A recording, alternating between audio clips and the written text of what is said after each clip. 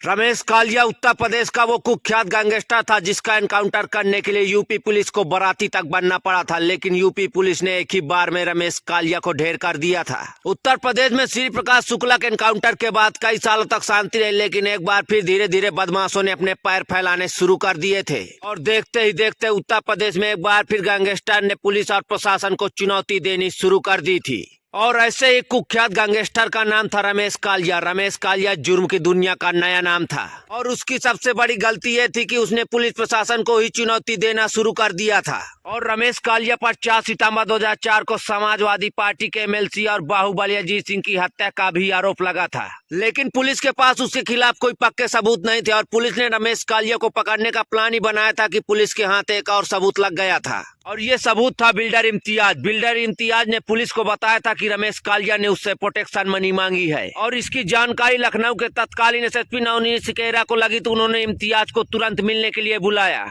और इम्तियाज ने नवनीत सिकेरा को इस पूरे वाकया के बारे में बताया तो नवनीत सिकेरा ने इम्तियाज को रमेश कालिया को फोन करने के लिए कहा, लेकिन रमेश कालिया बेहद खतरनाक गैंगस्टर था तो इम्तियाज भी रमेश कालिया के पास फोन करने के लिए डर रहा था। लेकिन फिर नवनीत सिकेरा के कहने पर इम्तियाज ने रमेश कालिया के पास फोन किया था और इम्तियाज ने रमेश कालिया को फोन पर बताया कि उसके पास पूरे पैसे तो नहीं हो पाए हैं, लेकिन जो कुछ पैसे हैं वो उसे देना चाहता है। और रमेश कालिया फोन पर यह बात सुनकर इम्तियाज को मिलने के लिए बुलाता और सब चीजें तय हो जाती है। यूपी पुलिस भी पूरी तरह तैयार हो जाती है और फिर इम्तियाज को रमेश कालिया अपने घर पर बुलाता और इम्तियाज काफी डर जाता क्योंकि उसके पास पूरे पैसे भी नहीं थे। और दूसरी तरफ रमेश कालिया पहले उसे जान से मारने की धमकी दे चुका होता, लेकिन नवनीत सिकेरा उसे विश्वास दिलाते हैं कि कुछ नहीं होगा। और फिर फरवरी 2005 को इम्तियाज अपनी कार में बैठकर रमेश कालिया की घर की ओर रवाना होते हैं और फिर उनके पीछे पीछे पुलिस की गाड़ियां भी होती हैं और पुलिस की टीम इस बार बाराती बनकर और 3 अलग अलग गाड़ियों में बैठकर रमेश कालिया की घर की ओर रवाना हो जाती है, जबकि इम्तियाज पुलिस से थोड़ा पहले पहुंच जाता है